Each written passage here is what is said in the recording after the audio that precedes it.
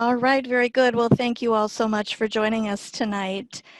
I'm Bonnie McEwen with the Northwest District Office, and I am joined by Nancy Medema, who is the Program Director for the Library Support Network, and also joined by Jay Peterson, who is my colleague for the North Central District. And we are delighted by the registration numbers tonight. It's just been so gratifying. When last I looked, 160 people registered in the CE catalog. So that's a wonderful number, and I think it's evidence that programming for library boards is needed and valued. I want to take just a minute, though, to talk about how we want to approach the webinar tonight. Because there are so many who are logging in and joining us, again, a great number, we want to hold your questions that might come to us. If you have questions for us that ask us to maybe clarify something we've said, or if you need a little elaboration on something we've said, do be sure to use the chat space and chat those questions to us. But we won't address them until we come to the end of our remarks. Nancy and I want to move through our material first, and because we are recording this, we do want to make sure that our presentation is captured in its entirety so we don't run out of time. But we will get to the questions at the end. Jay is keeping an eye on the chat, and he'll kind of help guide us to some of those more commonly asked questions as we come to the end of our material. But don't think that you won't have a chance for interaction. You definitely will, because we have some multiple choice questions that we want to bring forward, as well as some other questions where we would love to hear your experiences and your observations. So thank you again for being here. I will bring forward the slides.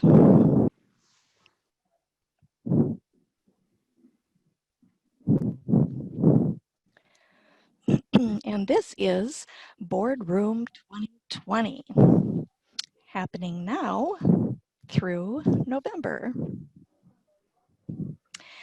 We first want to call your attention to these two important, we believe, publications at the State Library. On the right, you see the current Iowa Library Trustees Handbook, and on the left, In Service to Iowa, Public Library Measures of Quality. So that particular book is the standards book. These publications are up on our website for you to access and read more. We want always to include this slide because we often reference these two publications in these webinars and other classes that we provide. You might see at the bottom of the cover for the Trustees Handbook that we're hinting that there's a new edition coming soon.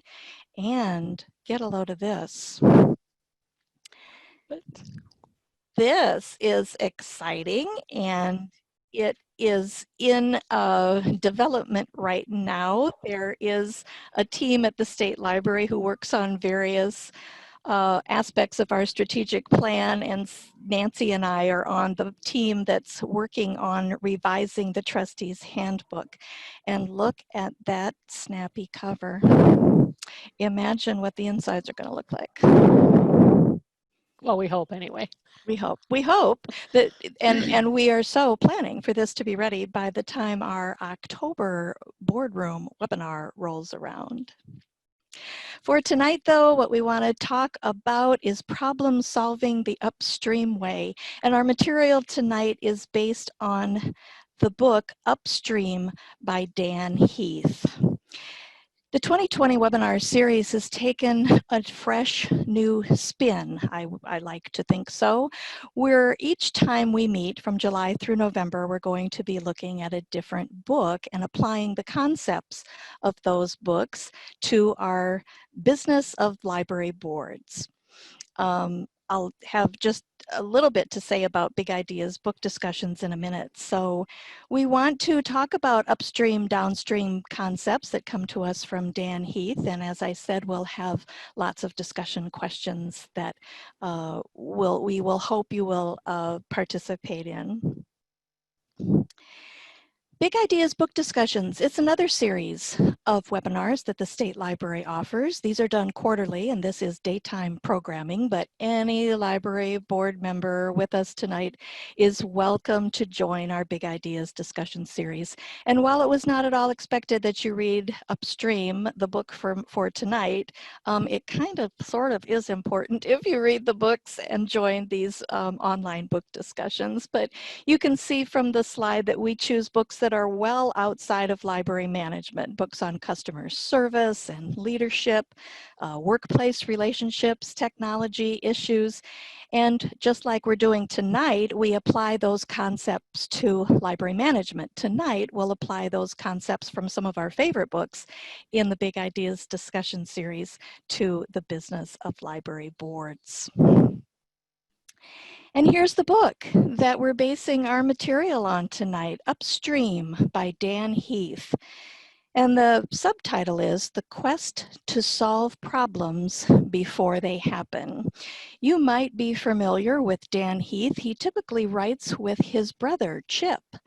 And as a writing duo, they have many books to their credit. One of my favorites of theirs that we actually used in our online discussions a couple of years ago is called The Power of Moments.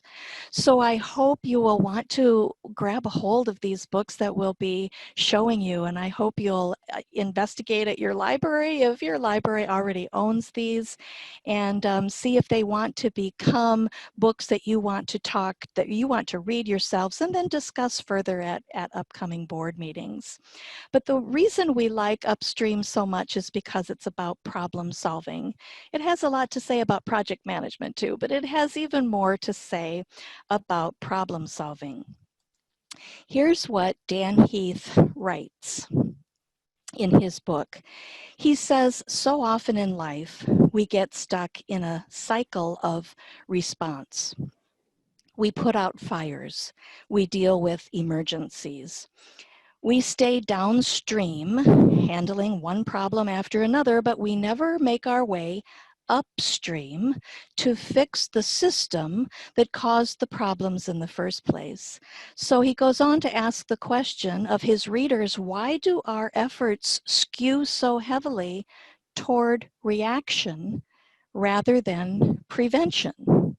So what I really liked about this book, in addition to all the great stories that he tells about downstream problems that occur, persistent problems that occur in companies, in school systems, really throughout society, he has so many good stories to relay, and Nancy and I will share our favorites in just a second. But the other thing I liked about this book is the imagery. I love how he uses this image of a river and how when you're downstream, these problems that seem to be so persistent are just keep coming and they drop onto your desk, into your inbox, into your mailbox, and they are there for you to deal with. And you and me and all of us tend to react, as he said, and we put out the fire and we move on.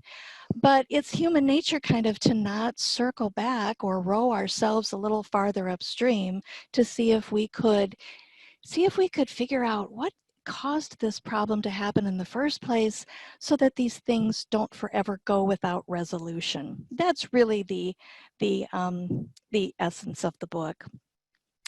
And I will relay one of my favorite stories that he tells in Upstream. It's the story of the child car safety seats. And at the point when people first had that idea to design and develop and go into mass production of child safety seats, those same group of people needed to push first for the design and the manufacturing of them. And this was years in the effort. And then the same group of people, and more eventually came on to this campaign, the same group of people then found themselves that they needed to push for a federal law that required drivers who are transporting children in their car to put children in these safety restraint seats. Again, it was years in the making, but what was the really cool upstream solution that Dan Heath writes about is that finally the people behind this effort were able to pass the federal child safety seat law when organizers finally landed on this upstream idea. And that idea was to approach pediatricians, to get pediatricians on their side, on their campaign, and to ask them to testify state and nationally about the importance of this becoming a federal vehicle regulation. And eventually it worked. And it was one of my favorite stories, a very memorable downstream, upstream story. And Nancy has one to share too of one of her favorites. So one of the ones that really hit me when I was reading the book for the first book discussion was a situation in schools where you always have kids in school who are underperforming for whatever reason, and those reasons are varied. But when the counselors and the teachers would get together, they would lament over and over and over again how these kids were not showing any process, either throughout a school year or from year to year as they moved through their school careers. And so they finally had one teacher who showed up at a meeting, if I'm remembering this correctly, and said, let's not talk about the numbers of people we have or talk about them or they or he or her, but let's use their names and make this personal. And so they started doing that and attaching names to the cases they were talking about. And as they started doing that more, when they would see these kids in the hall or in a class or in the principal's office, as somewhat times happens, they would recognize them more, and they'd be able to, say their name to them, make it more of a personal interaction, and it would help the teacher or the counselor remember the exact situation too, and some of those details. So by building that relationship with those kids, they started to see really positive results start happening in behavior and school success, and getting better grades, paying more attention, all the kinds of things that teachers and counselors try to make happen for every student in a school district. So I just thought that was very cool, and goes to my belief that building relationships is probably one of the biggest things we do in our lives and one of the most important. And I'll talk about that later too. But to me, that interaction that you have and that making it personal makes all the difference in the world. And that one just really hit home with me. But again, a pretty simple fix for the frustration they were feeling and the students that were allowed to keep not performing. So that was mine. Right. And we do have some common board related downstream problems that in our experience seem to be quite common occurring. We want to hear from you too in just a minute. Here are a couple of quotes that were also our favorites from the book. Downstream actions react to problems once they've occurred, but upstream efforts aim to prevent those problems from happening.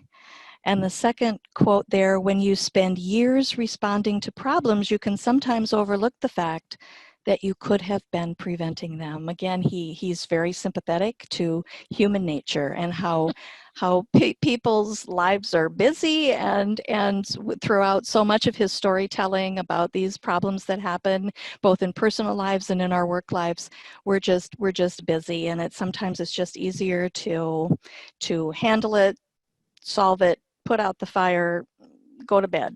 Keep going on.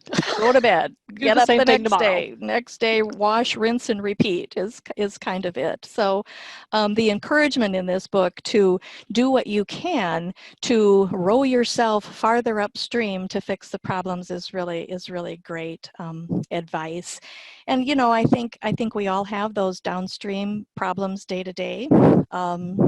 If you ever want to use our staff at the State Library to help you with some of those downstream issues, we're happy to have those conversations.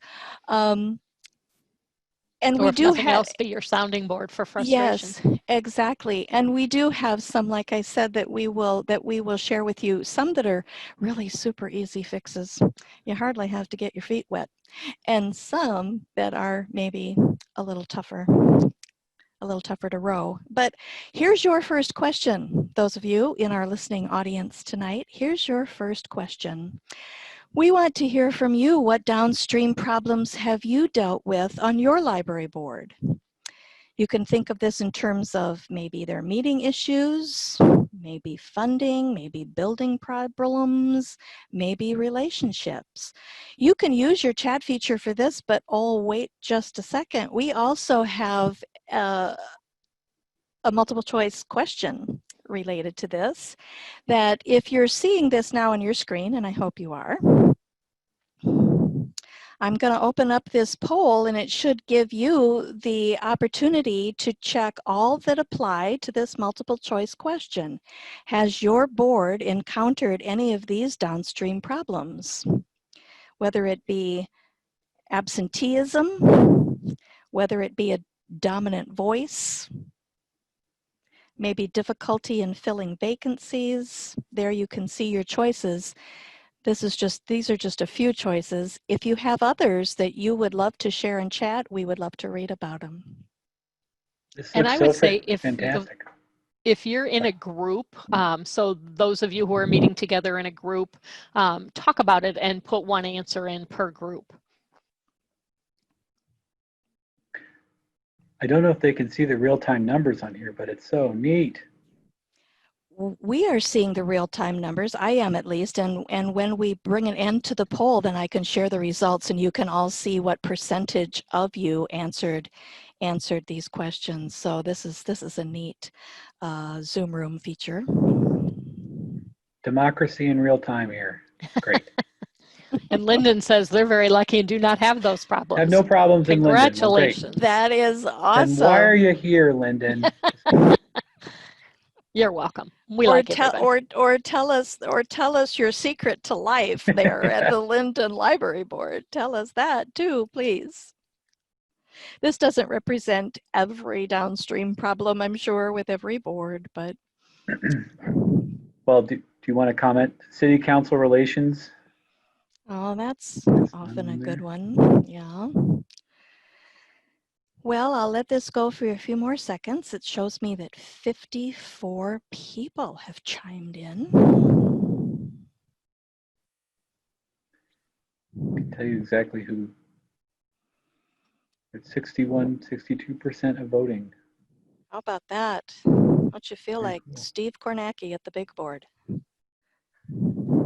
Anybody watch it? Oh, you'll only get that if you watch the Brian Williams show. It used to be, who used to do that, you guys, on election night? Oh, it'll come to me. Chuck Palmer. No. It'll come to me. Board. It'll nag at me until it'll come to me in my sleep tonight. All right, I'm going to end the polling. Thank you all so much for offering your answers to this, and let's take a look at what you all said. I'm going to share the results. Are you seeing the percentages now of people who answered? Absenteeism. That was the top downstream problem, along with dominant voices, but also difficulty filling board vacancies. That came in at 53%. All right. And I see one in the chat about trouble filling board leadership positions. Too many people want to just sit on the board and not take that extra time on. I've been on many boards that happens. And that's kind of the opposite of the dominant voice, right? That's yes. kind of too much the passive voice. We had 3 comments about city councils as well. Yeah, I saw the city council thread. That seems to be an issue. I'll stop sharing these results, and we'll have another, now that you got the hang of this, we'll have another poll coming later back. On. Yeah. Yes. Krista said she didn't see the poll, but I'll talk to her. Oh, okay. Okay. All right. Well, we know that those are some common downstream problems. They're not all of them, but if what you've experienced as a downstream problem wasn't reflected in our poll, and if you're having other conversations in your own gatherings tonight, Nancy has some thoughts for you about how to apply upstream questions to those problems. And Bonnie, can you shut the poll? Oh, I thought I Because did. I'm seeing it still on mine. Oh, I shut it Maybe for I'm me. the only one. I shut I it don't for know that I me. can get my mouse down Do there. you see it, Yeah, I Jay? just minimized, I saw it too, I just minimized it, but if no one else has seen it. Oh, okay. It's just me. Sorry about that. Okay, so as you were thinking of those questions on the poll or some of the ones that were put in chat, because there's quite a variety there, these are some questions you might want to consider. When you think of an issue or a problem you're having downstream and you want to move upstream to try to fix it, here's some things. So I'm trying to think of one of them. So maybe the people who don't take leadership roles is just an easy one for me to think of that was just mentioned. So how do you unite the right people in order to solve that? Think about who you would bring together to maybe have a conversation or provide training if necessary or something like that. How will you change the system? Where can you find that point of leverage? So what maybe is that incentive that would get somebody to necessarily decide to take on more of a leadership role? How will you get the early warning of a problem? What is that trigger that makes you think, oh, okay, this is an issue? How will you know you're succeeding? That's one of the biggest questions with this whole idea of upstream. Is it's really easy to solve downstream problems, but you don't necessarily know if you're succeeding, because if you are actually trying to solve something upstream, you then, in theory, don't see the downstream problem. And so I suppose that in and of itself, if it's no longer occurring, you know you're doing well. But it's hard to get the acknowledgement of that, which is also one of the reasons people don't like to take that extra effort to move upstream and try to solve something. How do you avoid doing harm? That's a really good one to think about. You don't want to ruin relationships. You don't want to cause other problems that were maybe unforeseen. And then one of the biggest questions, and unfortunately is a stopper for many people, is who will pay for what doesn't happen.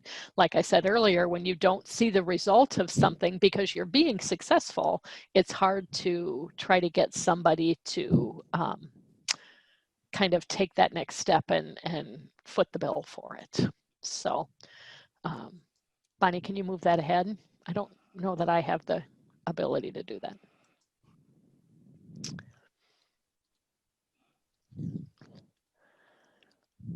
So, oh, go ahead. Yes. So we have now a set of downstream problems that tend to be commonly occurring. Some are easier to fix than others. I get to talk with you about the easy ones. Nancy will talk with you about the harder ones.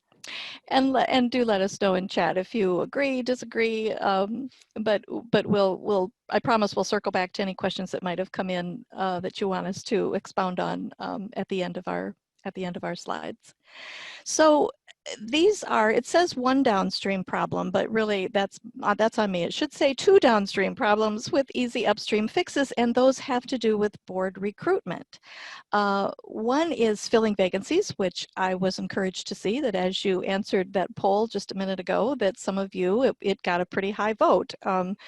And it was about 50-some% that said that filling board vacancies is a troublesome thing to do. And then meeting that board education standard that we have had so many conversations about.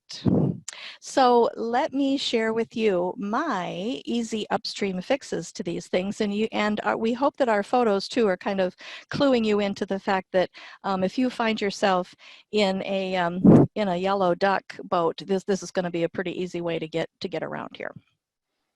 All right, so in filling board vacancies, here's my favorite idea. And some of you have maybe heard me say this before, and maybe some of you have adopted this practice. That is to bring a year at a glance calendar to your board meetings, so that when you have things that occur every year that you know your board has to be involved in a discussion about, whether it's the director's performance evaluation, whether it's preparing for the next year's budget, whether it's reviewing a section of your policy manual, or whether it is having a conversation about filling board vacancies. You can put that topic, if you use a calendar like this, you can be very deliberate about putting that topic in a month where it goes on the agenda, and then you are assured that you will talk about it. So this visual helps me to explain this recruitment idea. I think a reason that filling board vacancies, there's several reasons why that becomes a downstream problem, but I think one of the reasons it lands downstream is that the process itself is too rushed. I've seen this happen over and over again. And it's too rushed in finding people to fill those vacancies and in contacting those prospective trustees and in ensuring you get those names to the mayor's office, and then they join the board after their term commences on July 1, right? It's too rushed a process if it doesn't happen until May. So what I suggest to library boards is put that topic on your agenda in February every year. Look ahead to those people whose terms will expire in June. Look ahead to June, have that conversation, put it on the agenda so that you can really ask the question of the people whose terms are about to expire come summer. So Joe, we see that you're among the people whose terms will expire in June.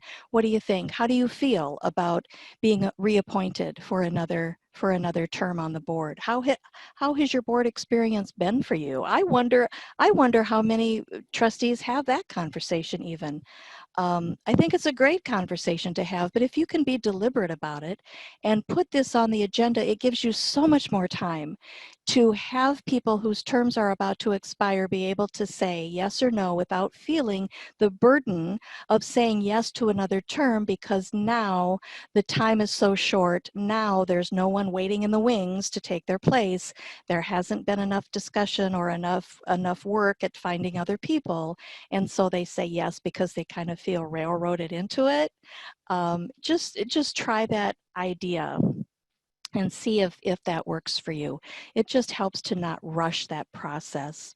Here's another something that tends to be quite often a downstream issue, and that is, I mentioned look ahead to June to see whose terms are about to expire.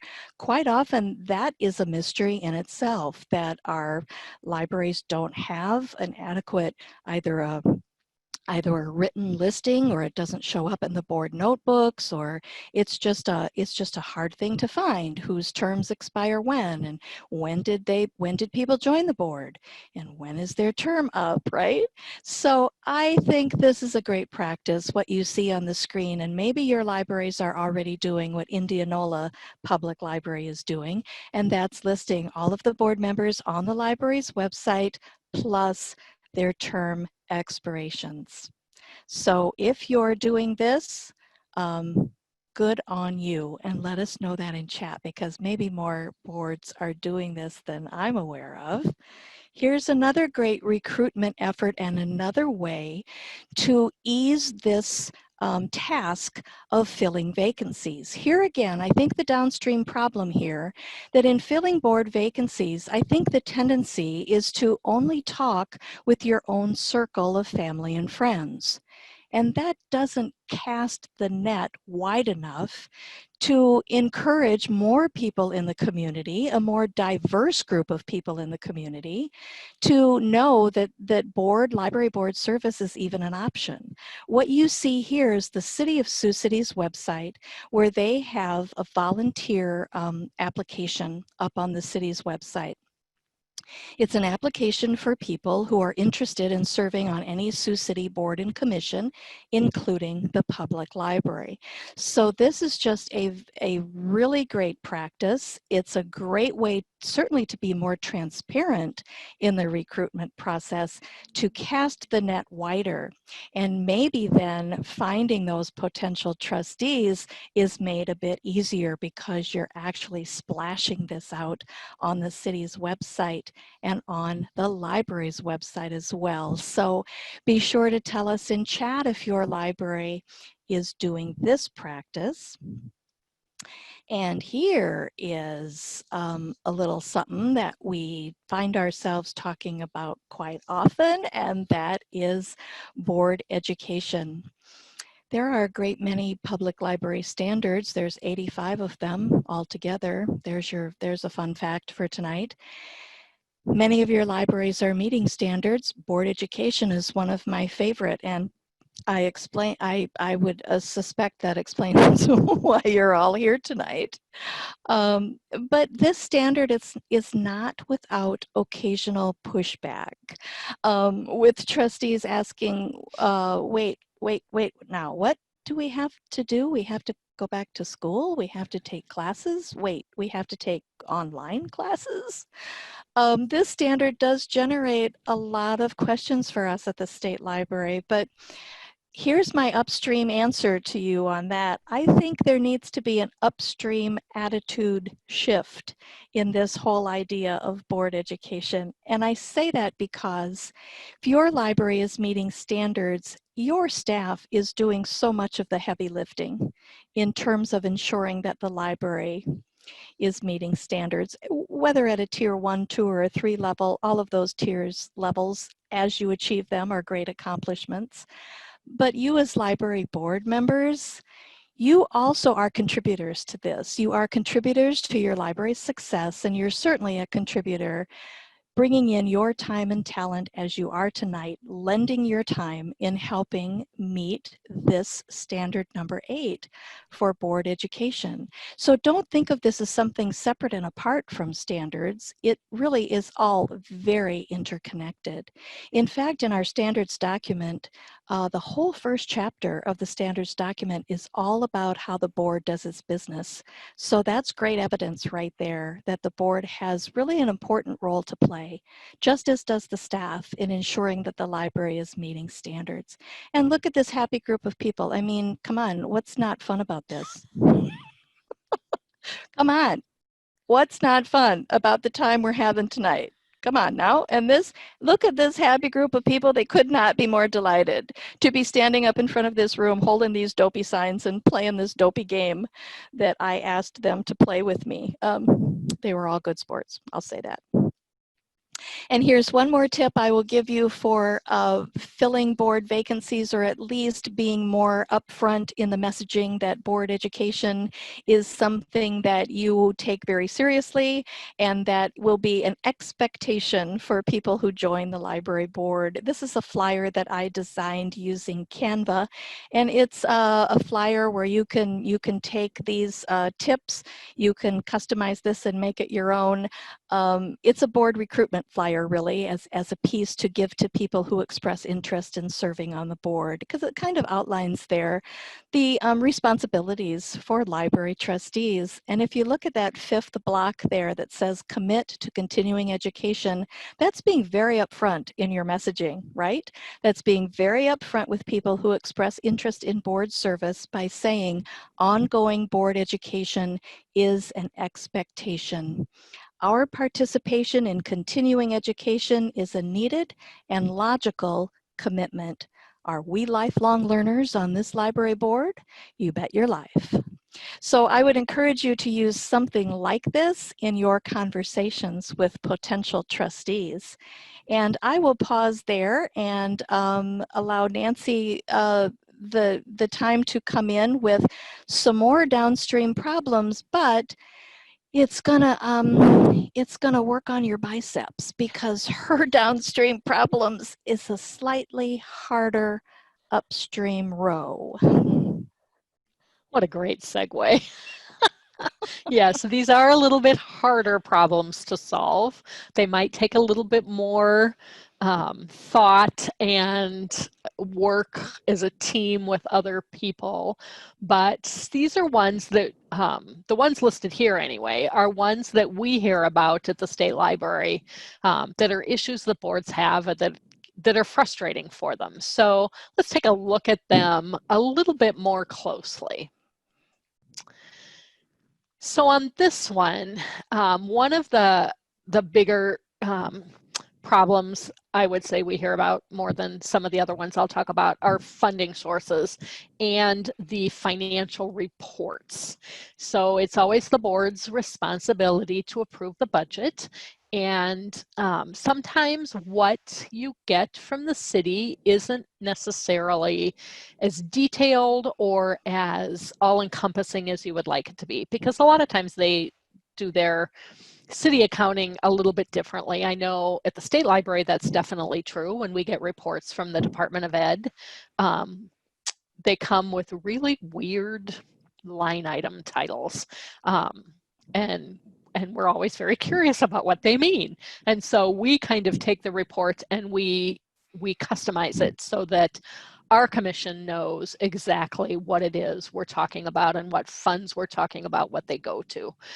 So I'm assuming that happens at the city level too, probably more frequently than we would like, or that you as trustees would like. And so a couple of things to pay attention to here are where your money comes from. In most cases, it's coming from your city. In not all cases, we have some endowed libraries and we have some libraries that also get county funding, but there's also some times that you're going to have other revenue funds coming in. So you might have a capital improvement fund that you're getting from the city, but it's in a separate accounting area. You might have a gift that was given for a specific purpose. So somebody donated some money for a new roof or new carpeting or something for a teen section for a variety of reasons, but it's there for a short period of time. You might have grant money that you received that only encompasses a certain period of time. And so up at the top of the budget report, you'd kind of like to have that spelled out a little bit. So it's really clear where that money's coming from and what it's to be used for. And then in the bottom part of the financial report, you really do have the power to work with your director and go in and kind of rename your line items so that they make a little bit more sense for the library's work. I'm trying to think of one from ours that's really, well, personnel, which should be PERSONNEL, is listed as personal, and we've always laughed about that one. So it's been in existence for decades. Probably we have a very old system, but it doesn't make a whole lot of sense to us, and we have a lot that just don't really reflect what we do with the money and how we spend it. So you have the right to go in and change that. It's not like you're cooking the books or you have this other set of books. It's just that you're customizing your report so that when it comes time for the board to review it and be able to vote on it and approve it, it makes more sense to everybody on the board. And I think that's important too. Again, not a hard thing to change, but it does take a little bit more effort than it might have. It's not an easy fix. And then another aspect of funding, library funding, is the community's understanding of how libraries are funded. And I know from experience, they have absolutely no idea how libraries are funded. They think they're free, but they don't know where you get your money from.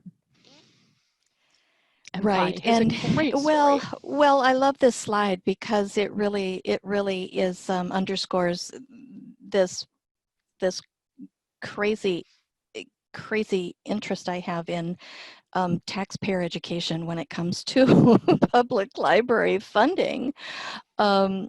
That's a hard row upstream, you guys. It truly is. But if you look at what Sioux City Public Library has done here on their website, this is a really easy wading pool upstream solution. This one, you don't even need to get out of your boat to do this.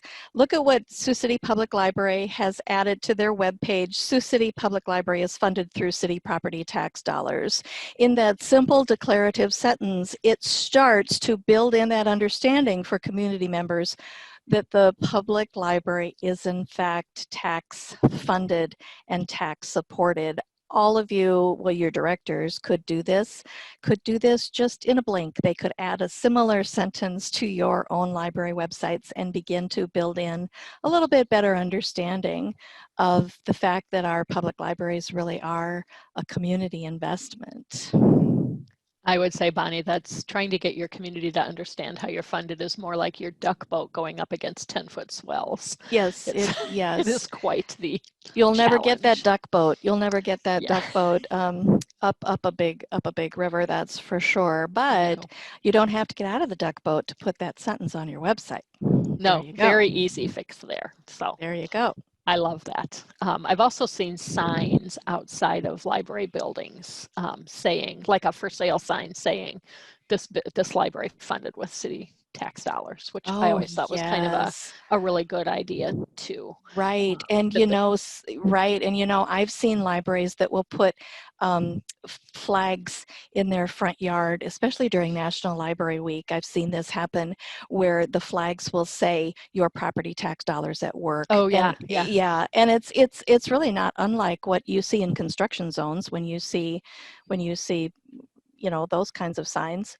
Not that your library is under construction, but what a great message to send. Yes, I think it's awesome.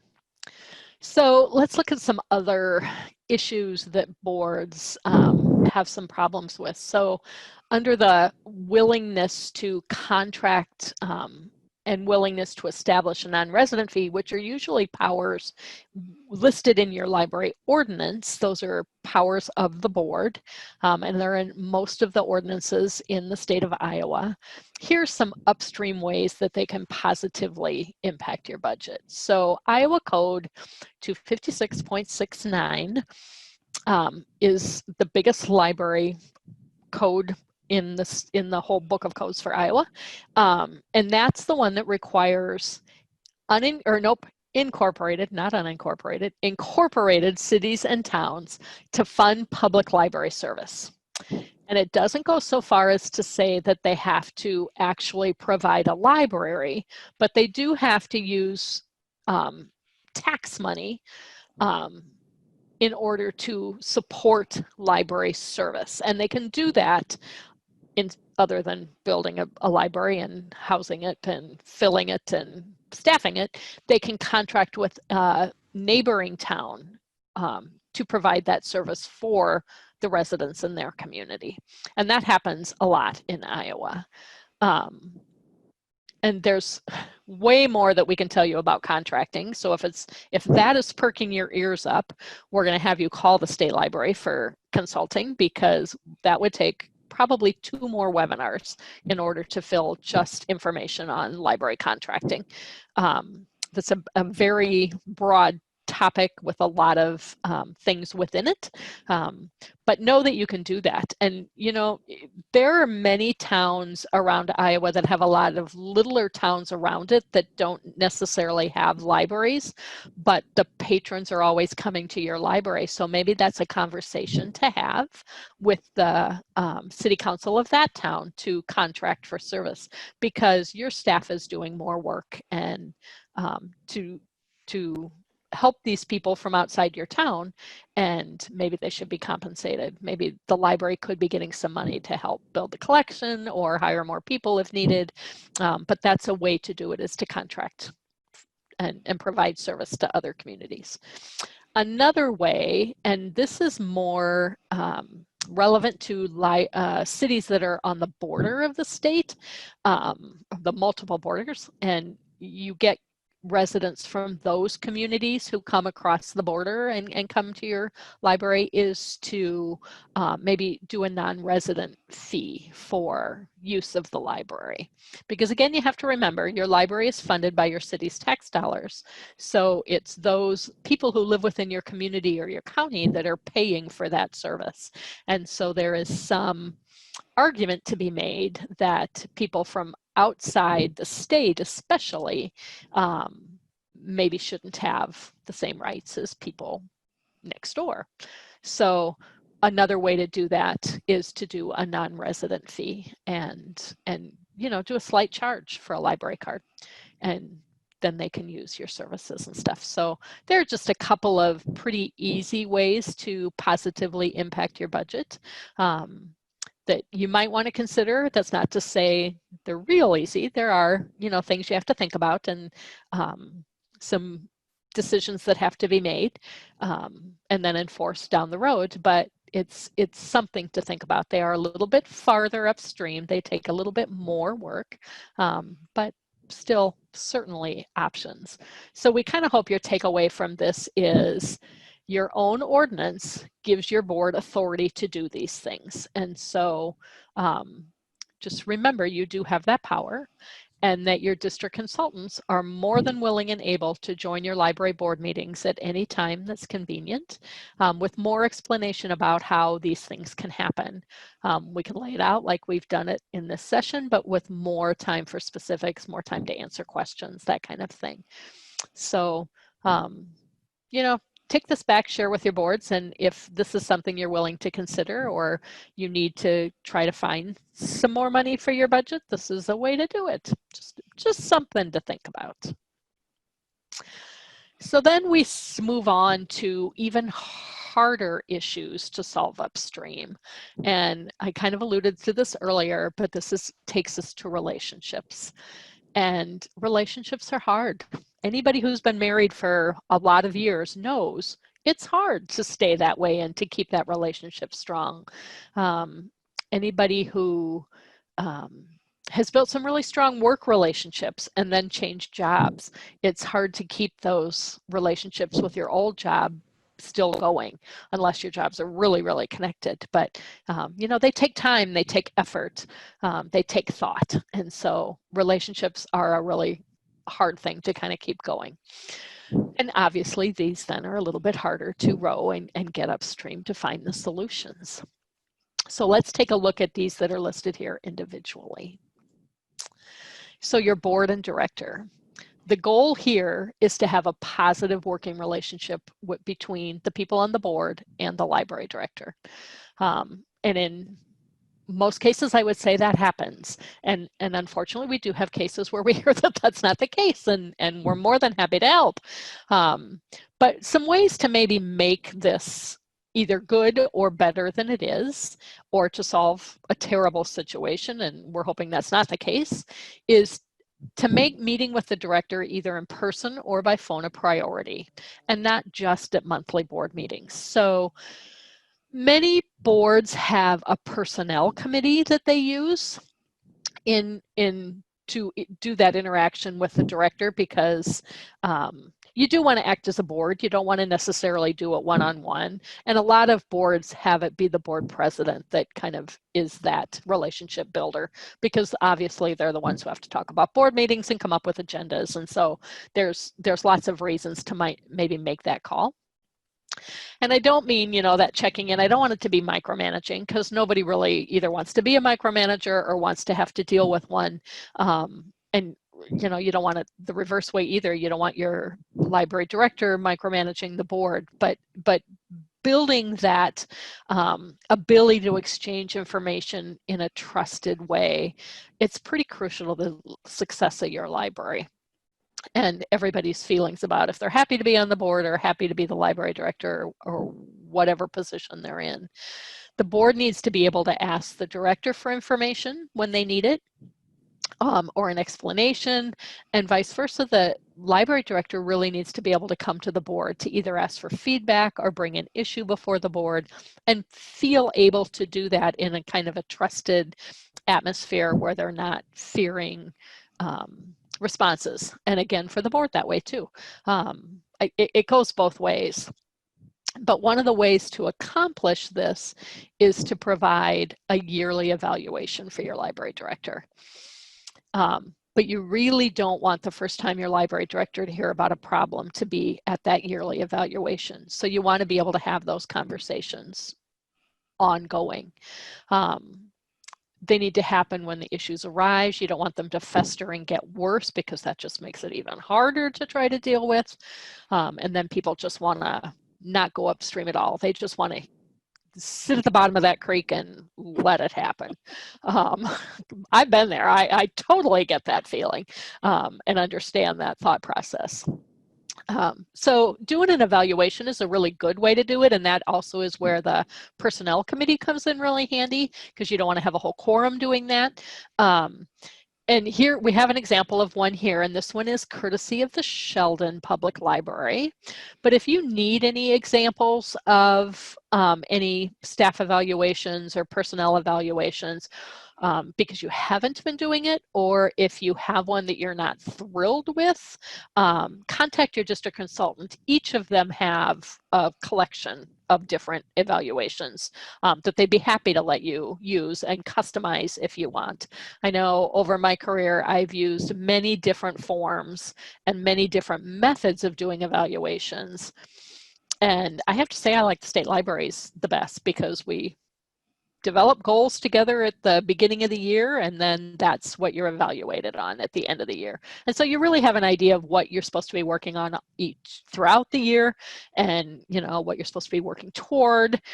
Sometimes that's easier said than done, but it's I really like it.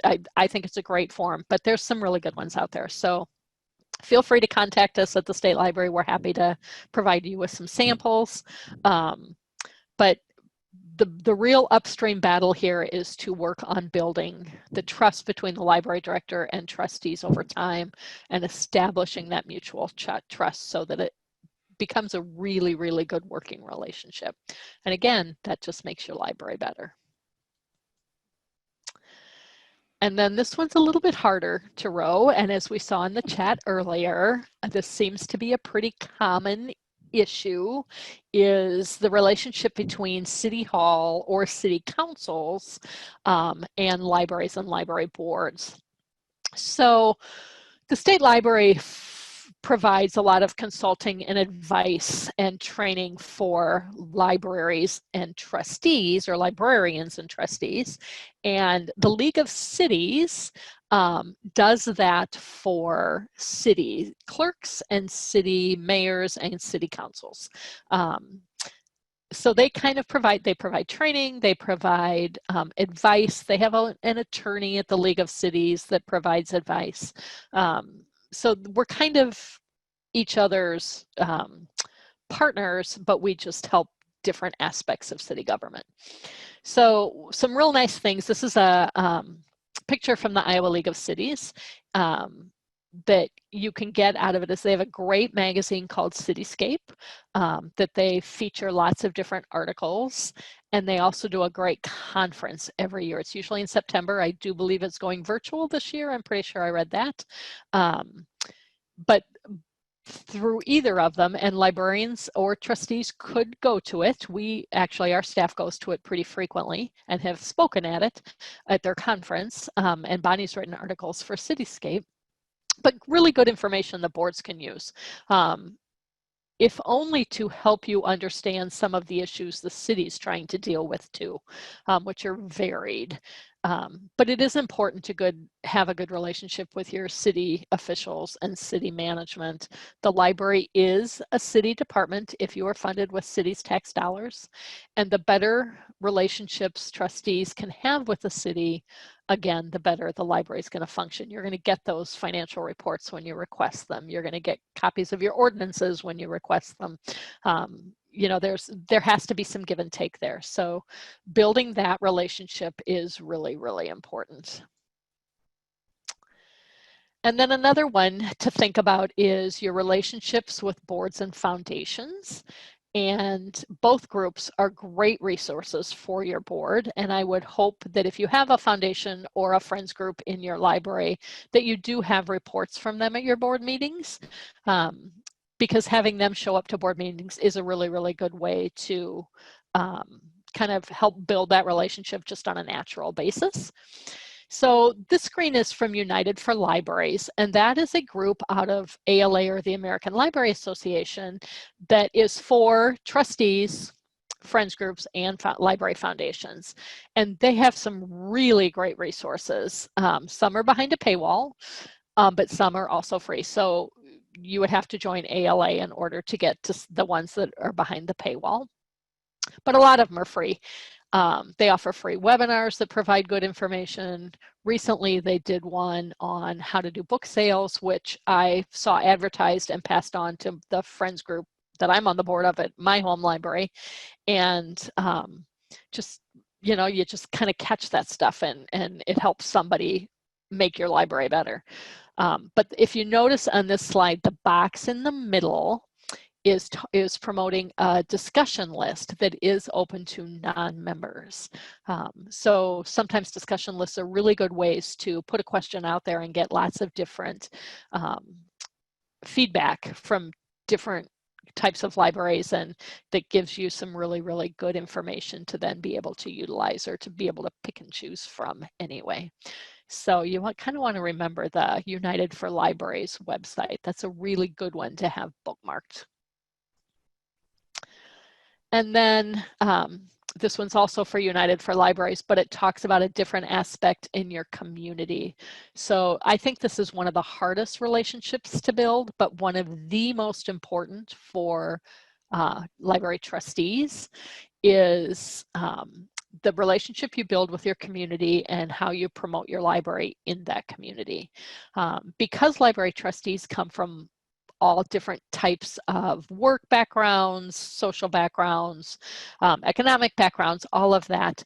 They have different groups within the community that they belong to, and being able to bring that background and contacts and experiences from all those various points within your community to bring it together in your board is really, really helpful. So being on different groups within your community, such as the Elks, or I'm trying to think of some, Rotary, Kiwanis, any of those, school board, I can't remember what they call PTA anymore. I know it's not PTA.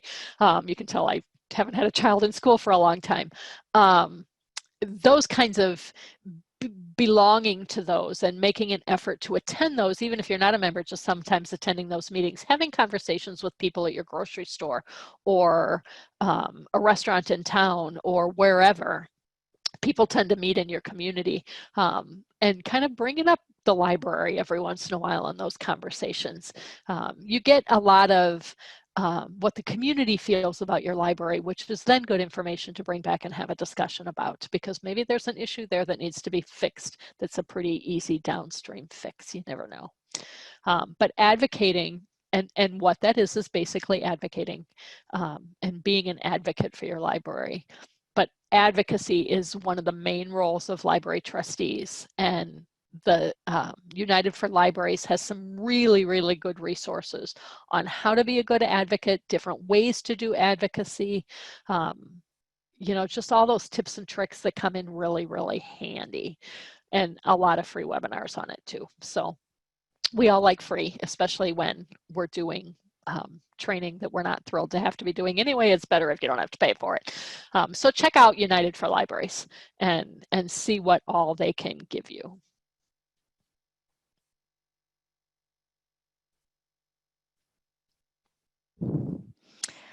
All right. Well, how about that? If you recognized any of those downstream problems in your library, then hopefully we gave you a few upstream solutions to those. And I said to Nancy as we were prepping this and reviewing this book that we had both read we read it, when did we do this book? In June? No, in May. We did this book, Yeah, I it think, was in May.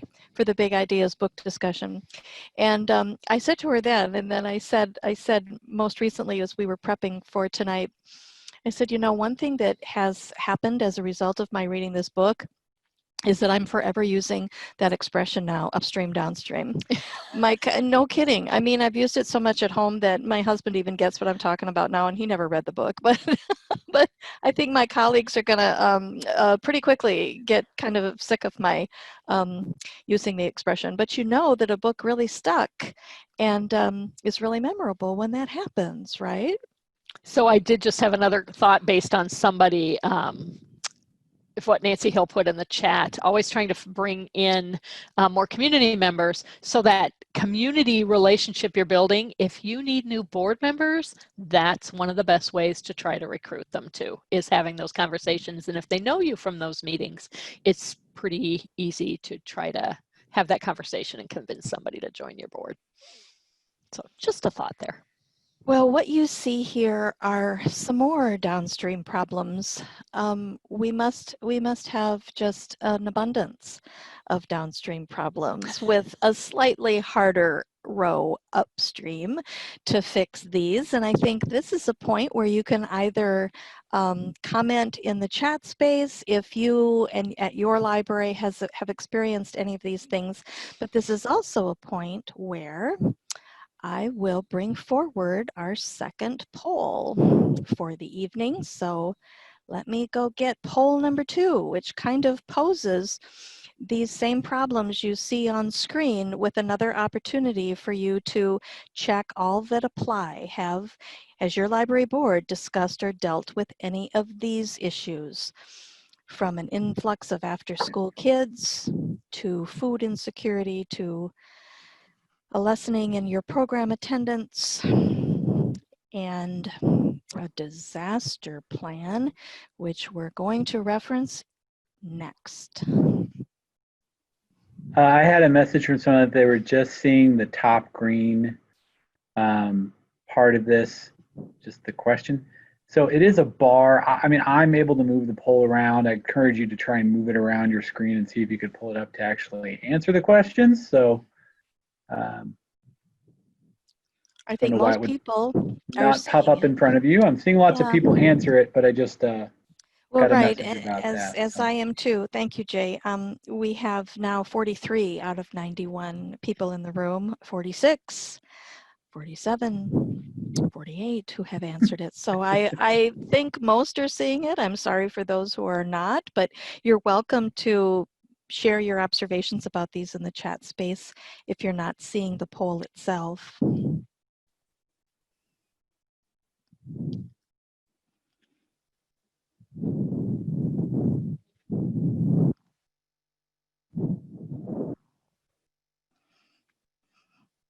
I'll give it another few seconds here. We're up to 60 responses.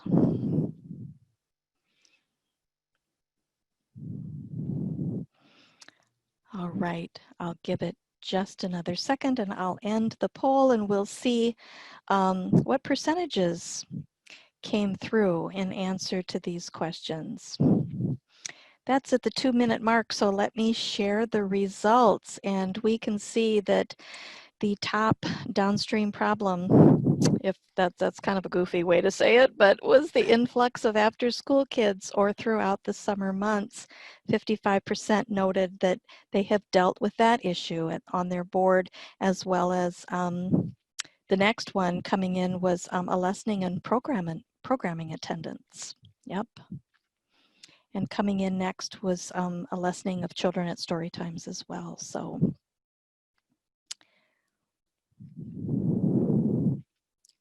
we are not prepared to give you upstream solutions to these things, but what we hope you will want to do as a result of the program tonight is that you will take back these thoughts and these ideas to your own board and talk about tonight's webinar. If I didn't say this at the outset, my apologies. I should have, because we are recording this webinar, you will eventually have the recording to share with the rest of your trustees who are not here. And it will be a great way, even for those of you who were here, to circle back and to re-listen to the conversation. Eventually, it will become a part of our YouTube channel at the State Library, where you can find this recording chunked out into much smaller listening segments, so that you can come back and revisit it and listen to maybe the first 10 minutes and then discuss the next 15 minutes and discuss. That's a great advantage of our YouTube channel. That takes some time, though, for that to become available to you on our website. So we do ask your patience until that's available. But it will be on our website under our continuing education page eventually. No, probably under trustees. Oh, under trustees. Oh, okay. That makes even more sense. All right. I'm going to stop that from happening, and I'm going to close it up, and I hope that it disappeared on my screen. I hope it disappeared on your screen as well.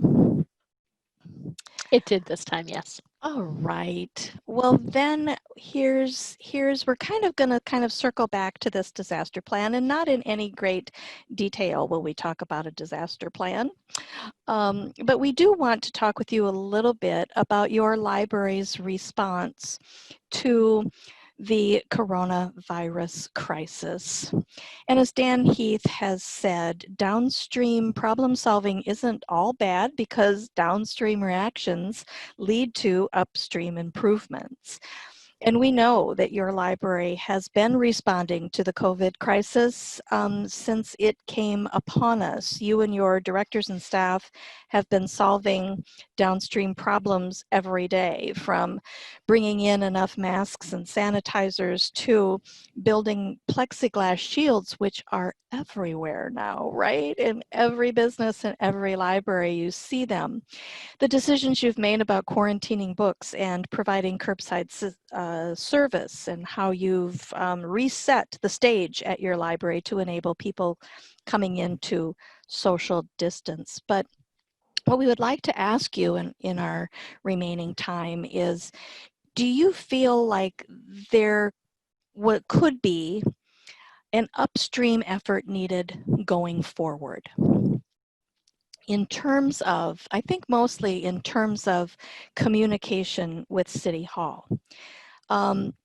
You know, we often ask this question in other board-related webinars. In normal times, does city government have a role in determining policies for the city library?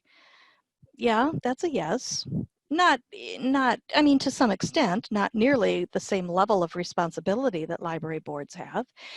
The most common policy area where you will work in close cooperation typically with the city is in personnel issues, where library boards will often throw in with those HR policies that have already been developed at City Hall for all other city workers. It's often to the public library's advantage to do that. So that's one reason, or one area that the city might have some involvement. And then the next question, in pandemic times, do you think city government has a role to play? Our answer to that is also yes, frankly. And the reason we want to ask this of you is because in our conversations with libraries since March, and in not each and every case, but certainly there has been a good many libraries who have felt that they have felt very alone in the responses they've been making, in the choices and decisions that the directors and the boards have been making. They have just felt kind of alone in that effort. And I think that's a shame, because that circles back to the relationships that Nancy was talking about, the relationships with the director and board, and with the board and the city government.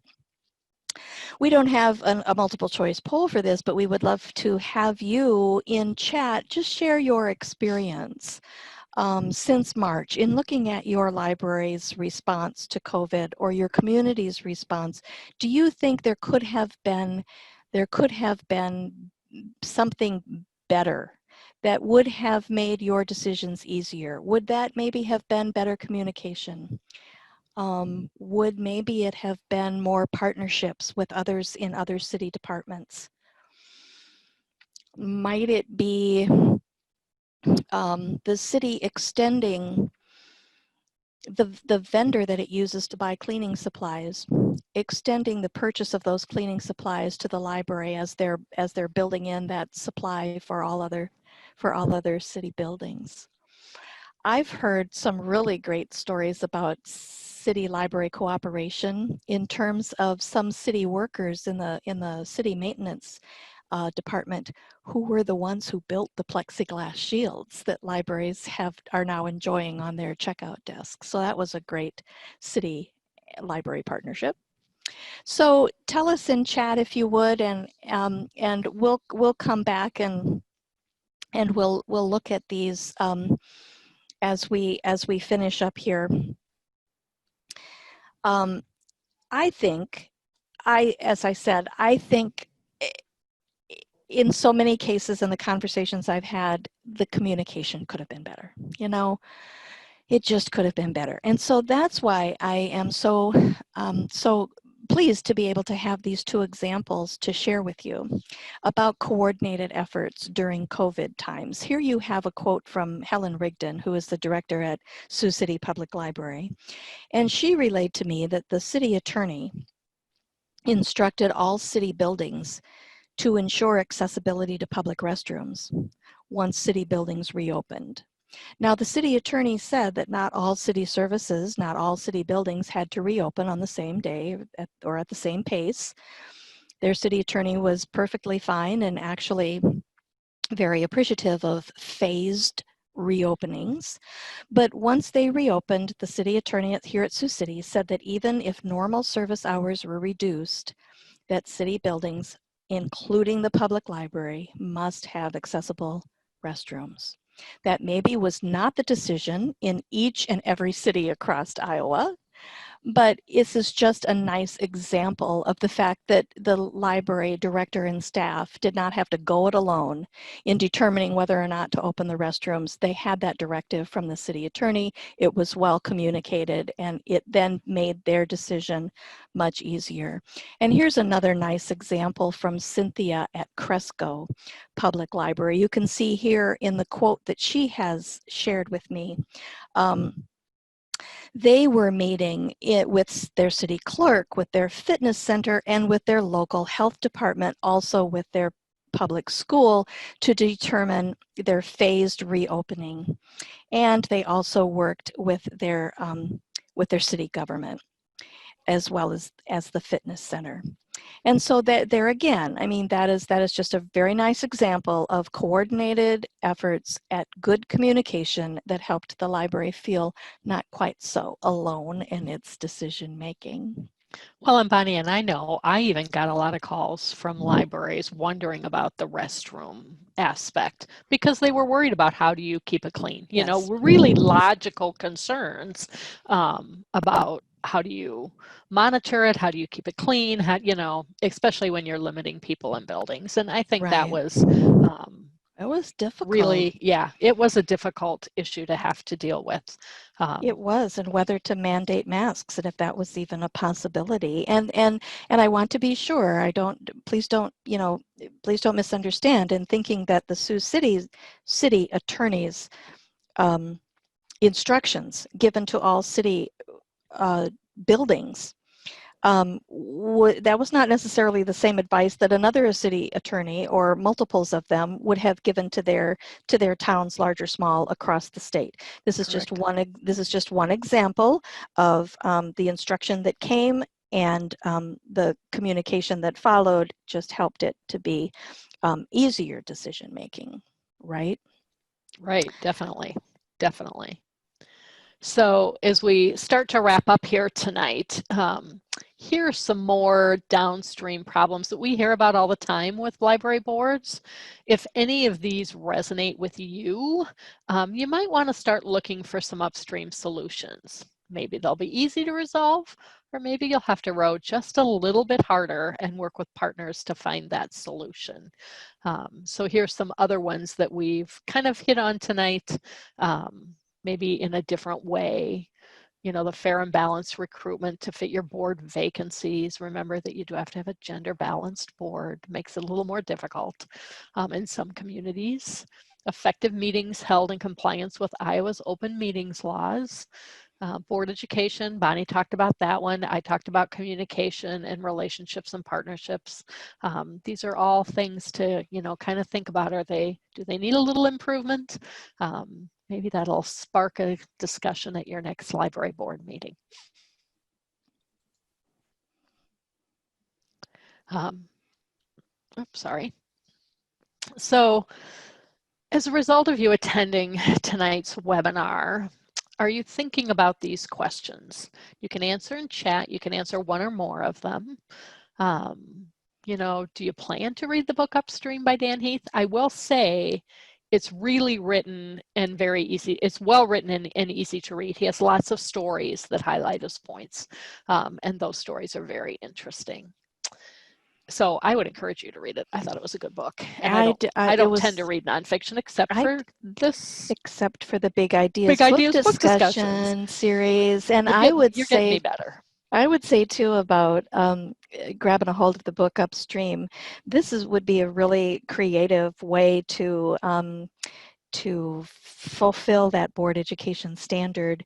You guys could discuss chapters of the Upstream book at one board meeting. You could read a couple of chapters at one meeting, come back and discuss them at the next, or just do an overview discussion for those who read it. I mean, that would be cool too. You know, I did that in the city I used to work in before I came to the state. I wasn't the library director, but I was management within the library, and it was a fairly large library. But the city would call all the department heads together, and then we were termed division heads, and they would include us too. And we would meet every month, I believe.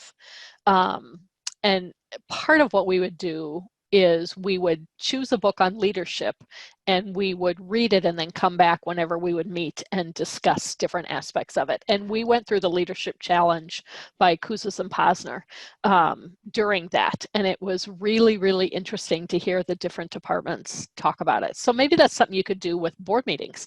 Like Bonnie said, I think that would be a really cool way to read some books that aren't necessarily library related, but certainly can be reflect issues that you come across in your work with libraries.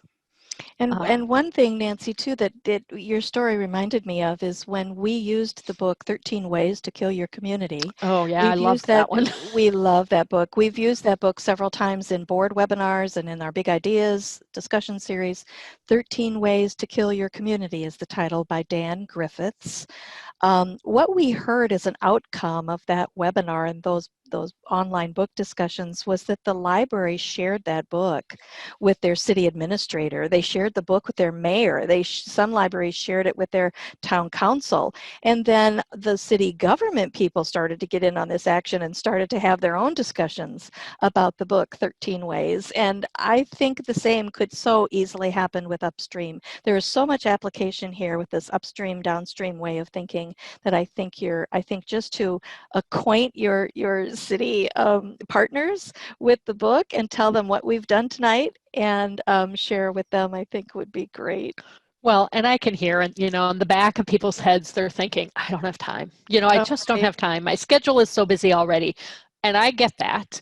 However, especially with this book, it solves that question of time, or it helps solve that question of time by making the effort and kind of going through the process, so to speak, in that it saves you having to deal with it over and over and over again downstream. And so it's really worth the effort. But so some of the other questions on this slide too. In what ways can you move further upstream with your board's problem solving? Are there ways to do that? Is it only good on certain problems? I don't know. That's definitely a discussion. And then that leads to the other one. Do you plan to discuss concepts shared tonight at future board meetings? Again, that would help solve that education requirement, as long as it's noted in your minutes. So just make sure that happens. And we're happy to give you that credit. And you will see these questions reappear on the SurveyMonkey that we will send next week, actually. The monkey evaluation and the certificate that's attached to it is designed. It's just that we don't have access to it right now. So we know you all have great memories and you can all remember what we did tonight so that you'll be able to fill out this evaluation next week when it comes to you. So I do appreciate your patience in waiting for that. And before I let go of the slides, I want to put forward the dates and topics when we will meet again in Boardroom 2020 next time on August 13th. The topic is the art of the board meeting, and the book that that's based on is called The Art of Gathering. So, which is another one I think I did with you. I think so too. I don't remember if I did that one. Someone's asking about slides, Bonnie. Already I've seen a few of that. Those will get posted at some point. They will indeed get posted at some point along with a copy of the recording, but give us some time for that because Samantha Bowers is on vacation and she's not back until next week, and so we rely on her to get these loaded onto our website, and when she has time for that next week, I bet they will appear. And that does take a little bit of effort. There's a lot of behind the scenes work that has to happen because they're closed captioned. So especially flipping this recording into our YouTube channel, as I mentioned, that takes time to chunk this out into smaller listening segments. But we appreciate your time. I'm going to stop sharing, and I'll appreciate your patience as you wait for that material to come back to you. So now, what have we missed, Jay, in terms of any follow-up questions or what people had to say about the coronavirus relationship communication? The questions, people really held off on questions. I had lots of comments on things about how that seemed so appropriate for what they were saying. I want to say the person, whatever board that was gave their city council, the library board president gave the city council all copies of 13 Reasons or 13 Ways to Create Community. I love that idea. That's kind of sneaky, but brilliant. That's brilliant. I love that idea. And I don't know, you guys, I don't think Upstream is out in paperback yet. Is it? No, I had to buy it in hardcover. I put it on my Kindle. And hey, guys, go look for these books too in the Bridges collection. What are the books September, October, November, Bonnie, now that we're on books? I can give you a preview of coming attractions. Again, in August, we're basing our material on the book, The Art of Gathering. In September, we're basing the webinar on the book, Stories That Stick.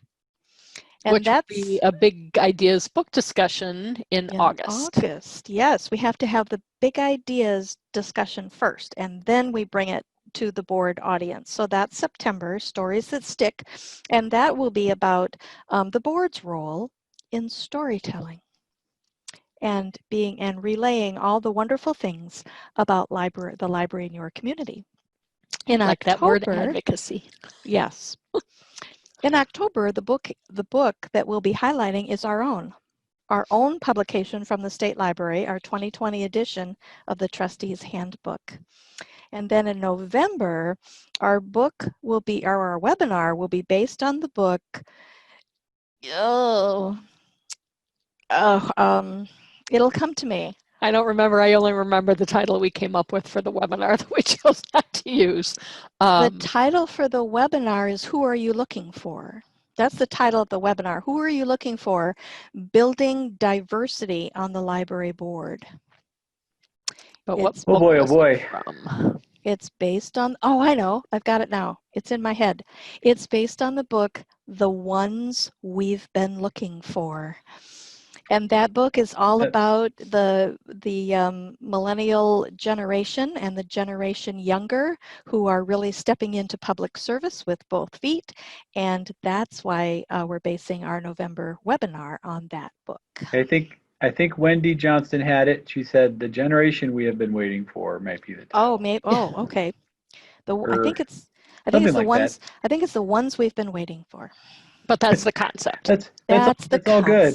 That's all It's good. all good. That's the concept. And Sue, I just want to mention too, there were many people who mentioned that they gave it. Sue Center gave that book to the mayor. which one? And 13 Ways? 13 Ways, and then Mondamin, I'm going to get that wrong. Mondamin? Mondamin. Yeah. Or Mondamin, thank you. The city council gave it to everybody, or the city council already had it and gave it to everybody. So there's a little bit of back and forth. And let me say this now that we're talking about 13 Ways to Kill Your Community. Nancy and I did that as a webinar last September of 2019 for library boards. And you will find the recording of that on the State Library's website. So go look for that. That was probably the one, and I've done a lot of these big idea book discussions with Bonnie, but that is probably the one we got the most feedback on. Absolutely. After that time we did the discussion. I was shocked at how much feedback we got on that one. It was amazing. Someone's asking if they need to register for each one. If you are our librarians or directors, typically are the ones to register for these, and then they pass along the link to the board members. It's probably easier that way. Otherwise, you as board members would need to set up an account for yourself in the education catalog, which you're welcome to do. You can be an independent learner that way, but the way this usually works is that the directors sign up for these classes and they share my Zoom room link. What else? Doug Griffiths. Griffiths is the author of 13 Ways to Kill Your Community. He's a Canadian and a former Canadian politician. It's out in its second edition, which came out maybe a couple years ago. And he has great YouTube clips abound, so you don't have to. Go look for him on YouTube. He's just a wonderful public speaker. Nancy and I, when we first caught on to him, we so wanted to try to bring him to an Iowa Library Association conference because what a keynote speaker. He goes all over the globe doing. If any of you have any, spare change in your couch and can donate it, we'd be happy to invite you when we bring him. I think that's why we haven't brought him yet. He is way outside our budget. What else, Jay? You thought no follow-up questions to our material then? I had some comments, just general comments. I don't know who is, I cannot pronounce your name at all, and you kept sending them to me privately. Podajiski, did you have am I getting your name right there? But she had a hard time with the slides today, so we're trying back and forth, but she had lots of we will post the slides with the recording, so you'll be able to get to it. And hopefully they'll be helpful. There's enough information on them that they're helpful to use. We try to make that happen. Yeah, it'll take some time though to get that done. So one thing I do before all of you are gone, if you haven't yet shared in chat, I want to be able to capture this when I share the chat texting. Tell us if you had multiple people in your room with you. And maybe Jay, you were noticing a lot of that. Yeah, lots of people commented on that, so I think we got some coverage, but if you maybe didn't mention it, that would be helpful, because this all ends up in something we can read after all the chat. Yes, I can read all the chat afterwards. It saves to my computer, so let us know how many you had in your room, please, and that adds to our tally. Well, we hope you all got something out of tonight, and that it was worth your evening to come and do it. We enjoyed it. We like putting these on, and the topic was really one Bonnie and I believe in, and could certainly relate to stories we've heard, both from trustees and librarians. And it fits with librarians too, just as much as it fits with trustees. We just wanted to provide some trustee training. So, don't feel like we're picking on you, because we're not. That's not our goal. But hopefully you got some tidbits you can take away and think about afterwards, and that's all we ask from all of this is that you think about it after the fact and maybe have something to try moving forward. And if you have any great stories moving forward, please let us know, because we always love to hear the impact of what we do, especially when it's positive. So thanks for joining us tonight. We're getting right down there to the 7:30 mark, I know. So we appreciate your time and effort. Thanks.